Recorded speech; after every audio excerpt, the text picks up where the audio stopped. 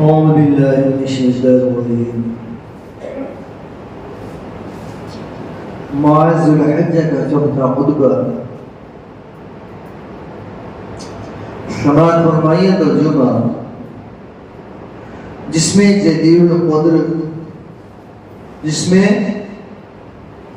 جلیل القدر صاحب رسول اللہ صلی اللہ علیہ وسلم حضرت سعد بن معاذ رضی اللہ تعالیٰ عنہ کی وفات کا ذکر ابھی ہے۔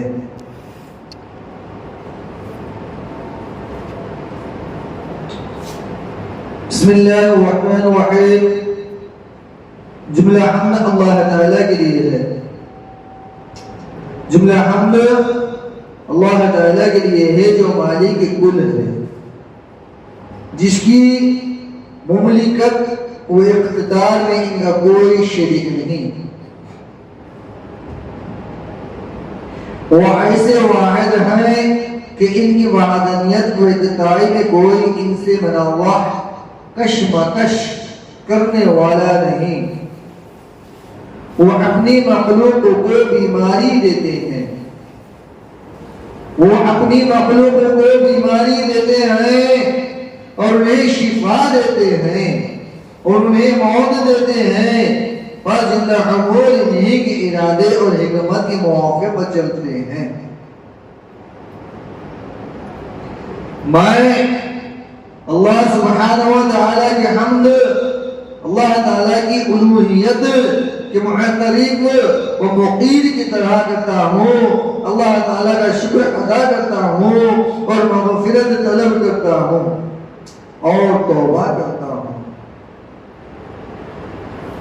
اور اللہ تعالیٰ سے مزید نعمتوں کا سوال کرتا ہوں، مانگتا ہوں۔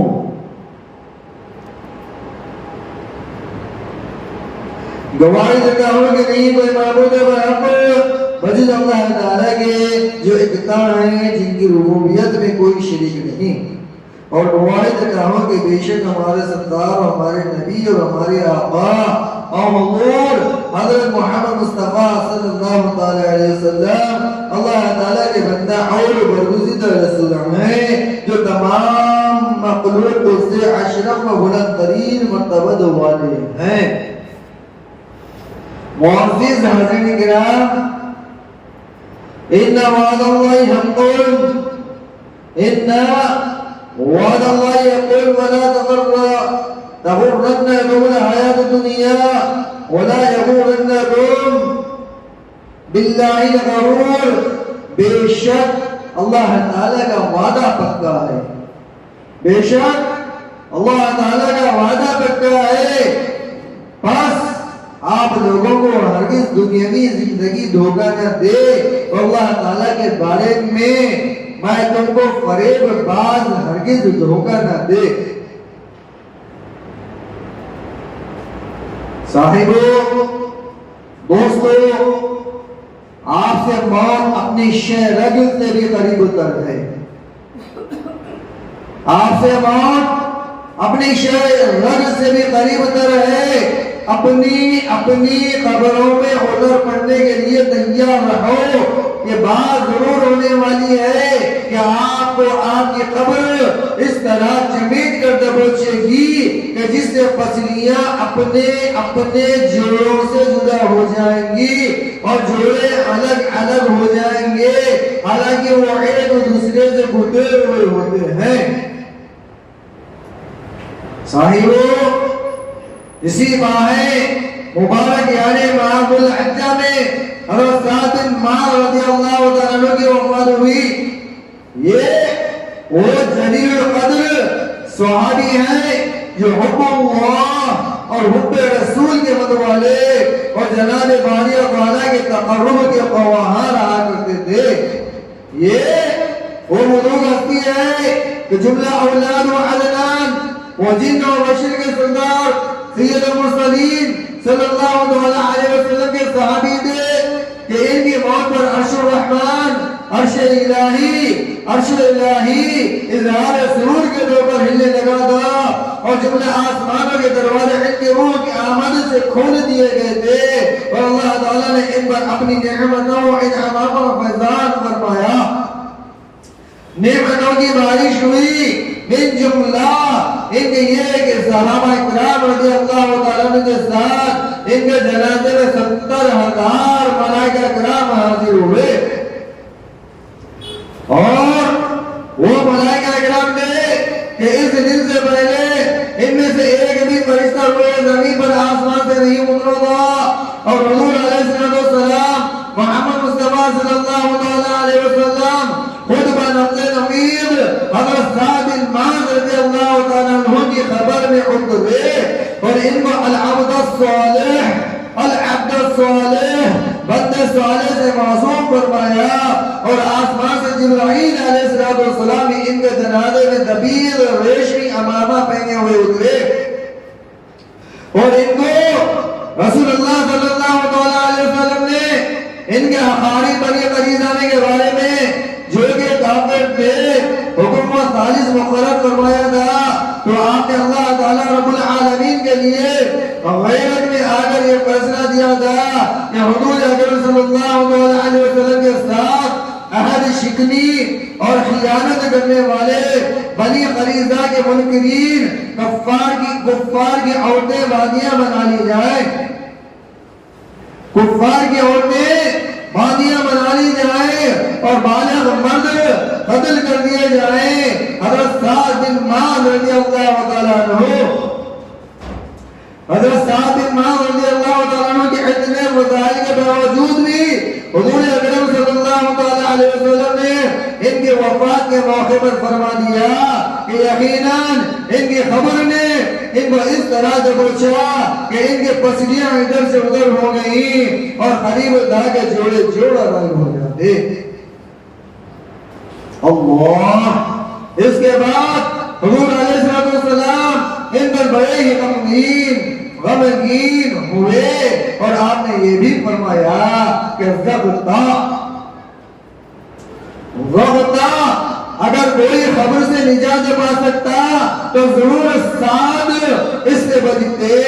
نجات پاتے. اور اسی طرح ماہ ذو الحجہ میں سیدنا عمر بن خطاب رضی اللہ تعالیٰ عنہ شہید کیے گئے. ان کا ملعون ابو لؤلؤ نے شہید کیا جب آپ محراب میں کھڑے نماز پڑھ رہے تھے. آپ محراب میں کھڑے نماز پڑھ رہے تھے. مدینہ منورہ کی مسجد نبوی میں یہ سانحہ جانتا پیش آیا. آپ کے موت سے سرزمین مدینہ لرز گئی. آپ کی وفات پر آفاق عالم پر اندھیرا چھا گیا.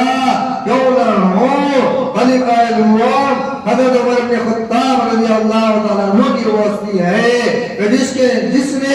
جس کے ذریعے سے اللہ تعالیٰ نے دین اسلام کو عزت بخشی. دین اسلام کو عزت بخشی قوت دی اور حضرت عمر رضی اللہ تعالیٰ عنہ نے اپنے پروردگار عز و جل کے جملہ احکام میں موافقت فرمائی اور اللہ تعالیٰ نے انہی کے ہاتھوں پر مصر و شام کو فتح کروایا. ان ممالک و اسلام کے دیر نبی بنایا. حضور محمد مصطفیٰ صلی اللہ علیہ وسلم نے دیکھا کہ عمر رضی اللہ تعالیٰ عنہ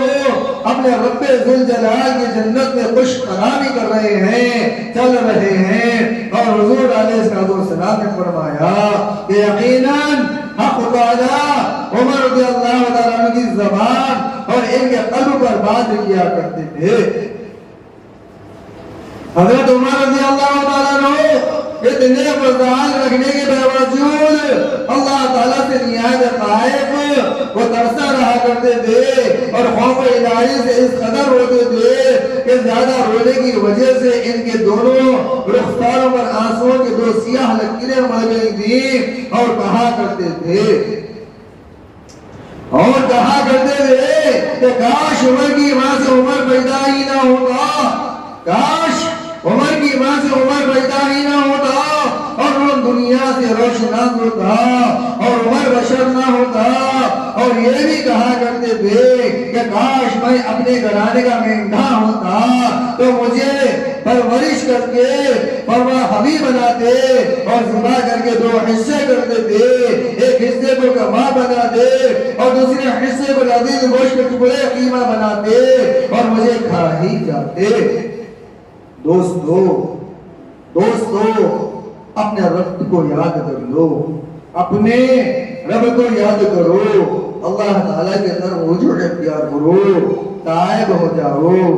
عمل خیر کیا کرو اور خلوص دل سے دعا کرو کہ اے اللہ تعالیٰ آپ ہم پر رحم و کرم فرمائیے کہ جس سے ہمارے گناہ دھل جائیں اور اس کے ذریعے سے آپ ہم کو دارالکرامت جنت میں داخل فرما دیں۔ اے اللہ تعالیٰ ہماری دعا اپنی رحمت سے یا ارحم الراحمین قبول فرمائیے، اس لیے کہ آپ نے ہم سے وعدہ فرمایا ہے، اس لیے کہ آپ نے ہم سے وعدہ فرمایا ہے کہ یقیناً آپ بڑے مہربان جواد و کریم ہیں اور جملہ حمد اللہ تعالیٰ کے لیے جو رب العالمین ہے۔ والحمد لله رب العالمين۔ أعوذ بالله من الشيطان الرجيم۔ إن ربكم الله الذي خلق السماوات والأرض في 6 أيام ثم استوى على العرش يدبر الأمر ما من شفيع إلا من بعده إذنه بلا شبہ۔ تمہارا رب اللہ تعالیٰ ہے جنہوں نے آسمانوں کو اور زمین کو 6 روز میں پیدا کیا، آسمانوں کو اور زمین کو 6 روز میں پیدا کر دیا، پھر عرش الہی پر قائم ہوئے، وہ ہر کام کی تدبیر کیا کرتے ہیں، کوئی سفارش کرنے والا نہیں بغیر ان کی اجازت کے۔